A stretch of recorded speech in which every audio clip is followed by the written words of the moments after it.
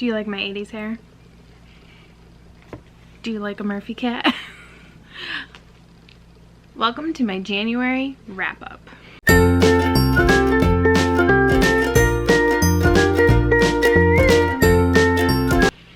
know I'm not alone in thinking this, but January was like the longest month ever. Like, I just feel like it went on for far too long.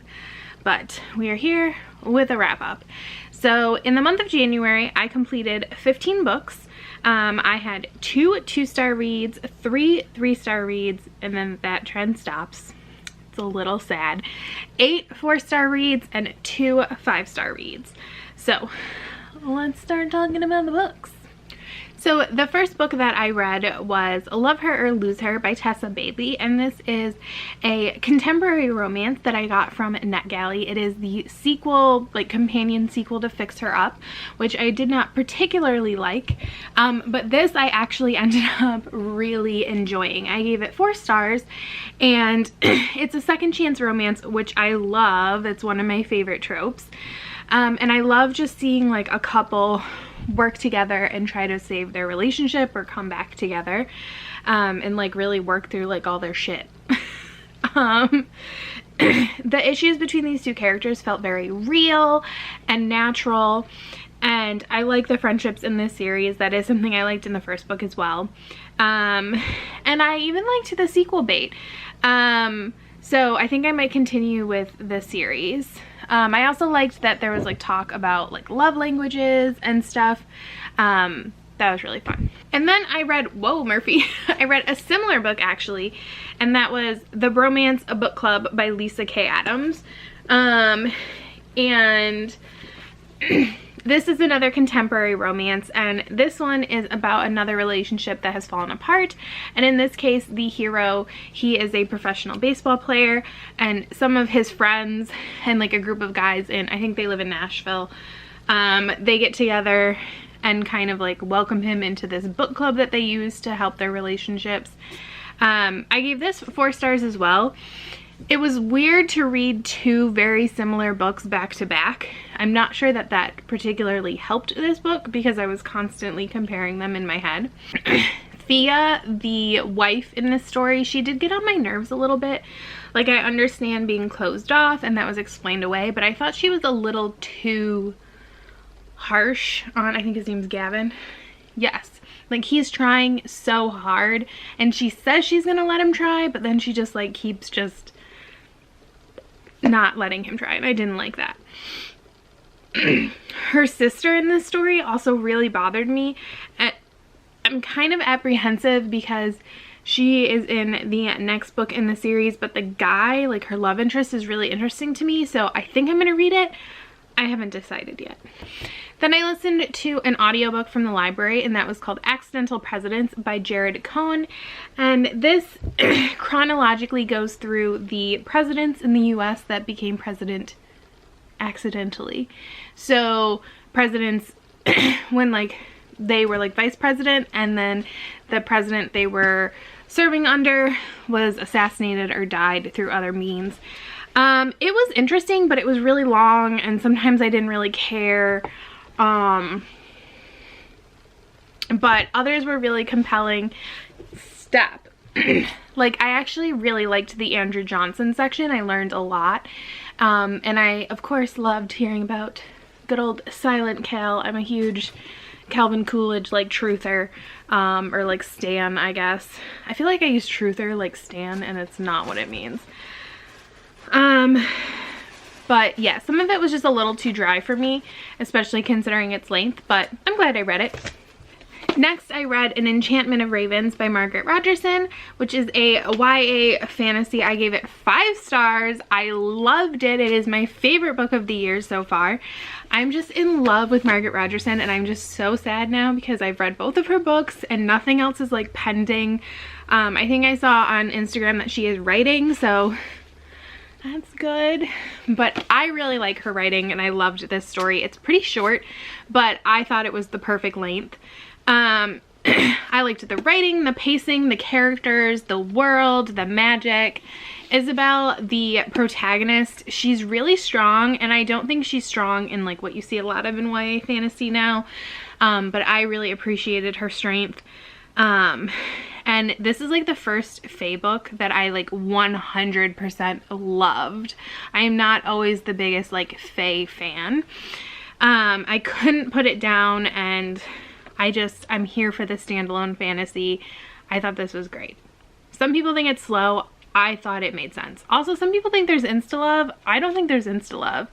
Like, I think she's attracted to this guy, but she questions it along the way, so it works. Next, I listened to another audiobook, and that was African Samurai by Thomas Lockley and Jeffrey Gerard.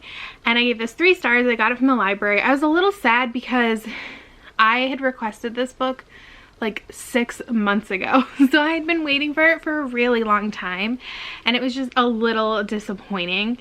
Now, this story was like completely foreign to me. I don't even really have any like knowledge of like Japanese history. It kind of discusses feudal Japan and then a little bit of like Portuguese and African history, and those are all 3 things I don't have a ton of knowledge base for. So I think that was one of the things I struggled with. There was a lot of things that maybe if I had more background information, I could have kept things straight in my head, and it would have led to me being less confused. Once the Portuguese, so basically the story follows this gentleman whose name, I think it's Yusaki, I think is his name. He is, he's from Africa. I don't remember if they say specifically where or like what region in Africa, but he's taken by Portuguese like traders, and when the Portuguese go to Japan on missionary work, they bring him with them, and he ends up basically becoming like part of a samurai household and being trained as a samurai and making his way in like Japanese culture.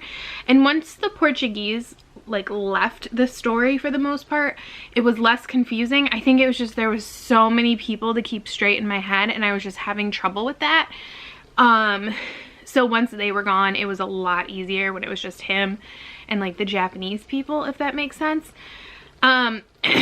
It was really interesting, like in concept, and it's definitely a story I had no idea even existed. And I would totally watch a movie adaptation of this, like if somebody made a movie going through this man's story. And I guess they did address at the end, there is a lot of like manga and anime that talks about this story, and I definitely learned a lot about samurai, which I didn't really know anything before. So but that was actually a really interesting like culture and time period to learn about in general. So I might seek something else out from a nonfiction perspective like this one. If you have any recommendations, feel free to leave them below. Next, I listened to another audiobook from the library, and that was Shakespeare by Bill Bryson. This one got 3 stars from me as well.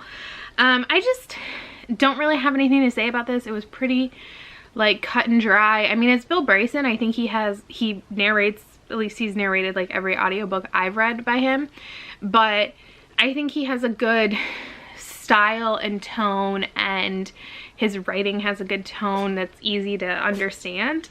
But he wasn't really providing anything new to like the Shakespeare discussion. And Shakespeare is something that I know a little bit about. I mean, like I was an English major in college, and I took a Shakespeare class and stuff, and I think it's a person that a lot of people know about historically, at least in like the western part of the world. So it was just like a little bit of a letdown. And then I read My Arc of Whatever It Takes by Krista and Becca Ritchie, which I gave 5 stars. I have a reading vlog on this. It came out this year, or this month. The second book also came out, but I haven't read it yet. I'm sorry. I'm a horrible person. I haven't bought, and I have to finish the book I'm reading right now first. Otherwise, I'll like never finish that book. I'm not going to really talk about this that much because I have that reading vlog, but I did really enjoy it, and I can't wait to read the next one. Then I read another audiobook from the library. I got a ton of audiobooks like all at the same time, and you only get them for 2 weeks, and I was like freaking out because a bunch of these were holds, so it's like I had waited a long time. I had to listen to them really fast. And this one was called Hangover by Shaughnessy Bishop Stall, and I gave this 2 stars. I ended up being really disappointed in this. I was kind of expecting like a funny look at like hangover remedies, maybe like interviews with different people around the world talking about hangovers and everything, and I actually kind of got like a really depressing story, and about like a guy that as an outside observer, to me, I think he's an alcoholic, and it's just like he's ruining his life and using his job as an excuse to get away with it. And I think in a lot of ways, like, he knows that, and he almost comes to like terms with that at the end, but I don't know if he's like changed, and it just made me feel kind of like uncomfortable when I was reading it. So I don't know. Ooh.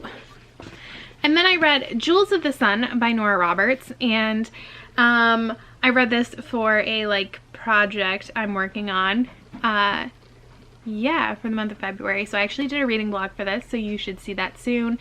I gave it 4 stars. This is contemporary romance. This is actually my first ever romance, and let me tell you, it held up.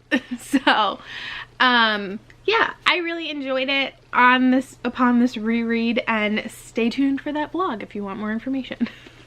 Next, I read another e-arc from NetGalley, and that was The Last Cowboy by Caitlin Cruz. This is a contemporary romance, and this got 2 stars from me, unfortunately. Honestly, from page 1, this story was just not for me. It was funny because I literally had just posted my like siblings best friend tropes video and complained about how I hate that trope because it's an overprotective older brother. And then I picked up this book, which has like 5 overprotective older brothers. Ooh. It also had the naive virgin trope, which I don't particularly like, and the unrequited love trope, which is another one I don't like. And the hero was totally pulling the like I'm no better than you thing, and I'm not a fan of that either.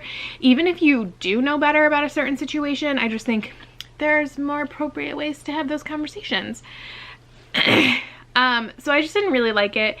And it was very long-winded, which is what I remember the other book I read by her in this series, Caitlin Cruz.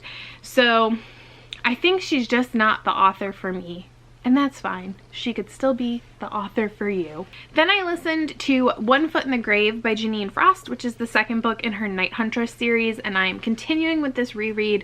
I actually ended up getting this on Audible Escape. I didn't realize they were on Audible Escape when I started, so that's exciting. I don't have to like wait for holds from the library or anything. Stars, I really liked it. I enjoyed my reread of the 1st book, but this one felt much more like what I remembered loving about this series. It takes place a few years after the 1st book, and I think that was a great choice because an older cat is so much better. She's gone through stuff, she's matured, and I like it. I don't have much to say though because it's a series. And then I read another e-arc, and that was Scott Under the Covers by Suzanne Enoch, which I ended up giving 4 stars, which was just such a delightful surprise. I gave this 4 stars. Did I say that? I think I did. I had read the 1st book in this series last year, and I think I gave it 3 stars. I liked it, but I didn't love it, and I was like, nah, I could take or leave this series. And then I was emailed by St. Martin's and asked if I wanted, like, they told me I could read this if I wanted, basically. And I was like, you know what, I'll give it another try. I've liked Suzanne Enoch in the past. Oh my gosh, I'm so glad I did. I just think that this one, oh, it was so good. It was so engaging. And the series follows these 3 brothers whose mother basically abandoned them with their father in Scotland when they were young and took their little sister to London because she and her husband, their dad, were estranged. And so now she comes back and tells them that in order for her to keep paying for her dad to like, for their dad to like keep their home like functioning, they have to marry English women before their younger sister gets married, and their younger sister is engaged. So they go to London, and so they're building a relationship with their sister. Each story is a romance. They're kind of building a relationship with their mom that they feel slighted by and everything. And in this one, just the romance, there was great chemistry, there was great banter. I loved it. I was really anxious because there was like a villain storyline, and that was bringing the couple together, and I was so nervous about how that would get resolved. And I'm very excited to keep reading the series now, and I'm really excited to know more about their mom, and I really hope that she gets closure. And like, I kind of want her and the dad to have their own book, like maybe told in like differing times, like when they first meet, so you can see how they like fall in love, but then you see like their estrangement and then hopefully coming back together. I think that would be really awesome. Next, I finally read Sinful Like Us by Krista and Becca Ritchie. I actually ended up getting this from Audible because I have the ebook. I was able to get the audio for like $1.99, and I figured because I really liked Stephen Dexter and the girl that narrates too, I don't remember her name, I'm so sorry. When I reread Tangled Like Us on audio, I would do the audio. I gave this 4 stars. It's really dramatic, and now I know why I put off reading this, because I have to be like in the right frame of mind to like put myself through all of this drama. But like I could have just used like a few breaks. Like it was just so much drama after drama after drama, and I would have just liked a little bit more downtime. Banks, I'm gonna just talk as if you know the series, because like there's like 6 books now, and like if you're not reading them in order, you're gonna just be confused, so I'm not gonna explain the whole series anymore. But Banks is Thatcher's brother, and he kind of got some POV chapters, and I did really like those. I did think that the resolution was a little easy, but because these are like continuing series, we'll see how I feel when I read the next book. Next, I listened to another audiobook, and that was Blameless by Gail Carriger. So this is a reread for me. This is book 3 in the Parasol Protectorate series. I gave it 4 stars, which is what I gave it the first time I read it. And I'm not going to say much because it's a series. But I think I actually liked this more upon a reread than I did the first time. Also, can I say without spoiling anything, if you've read this and Krista and Becca Ritchie's books, what do you think would happen if like Alexia Terabody and Rose Calloway met? Because I just think it would be funny because of some things that Alexia says in here. Okay. And then I finally succumbed to this book because so many people were talking about it on like Twitter and Instagram and YouTube and Goodreads. So I was like, okay, fine. It's on Audible Escape. I'll check one out. And that is Ice Planet Barbarians by Ruby Dixon. I think I first heard about this from Jessica from Peace Love Books, but a ton of people have read them. And all of the main books in the series are on Audible Escape. I gave this 4 stars, and I'm going to be completely honest with you.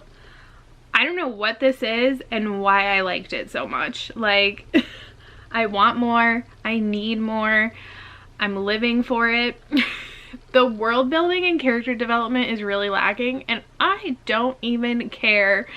I'm here for it. So the series basically follows this like group of human women who are abducted by aliens, and then when they escape from those aliens, they land on this alien planet that's covered in ice and has these like these other aliens that are blue and have horns and a tail, and like it's a fated mates thing, and it's so weird. It's so bonkers. It doesn't take itself seriously, which I think is part of why it is so much fun. There's such easy like reads and listens. Like I said, I'm listening on Audible. It's so easy to just like get immersed in it. And they're not too long, which I think helps. I think if they were longer, if they were like 8-10 hour long books, I think that they might be too much, but the audios are like 5 to 6 hours, and that length with this type of story totally works. And I will probably listen to them all. We'll see. Maybe eventually I'll get burned out. I don't know. But my plan is to listen to them all. So those are the 15 books that I read in January. I'm really happy. I think it was a great reading month. And yeah, I'm excited for February to get started and see what happens then. So I will see you tomorrow with another video. Bye!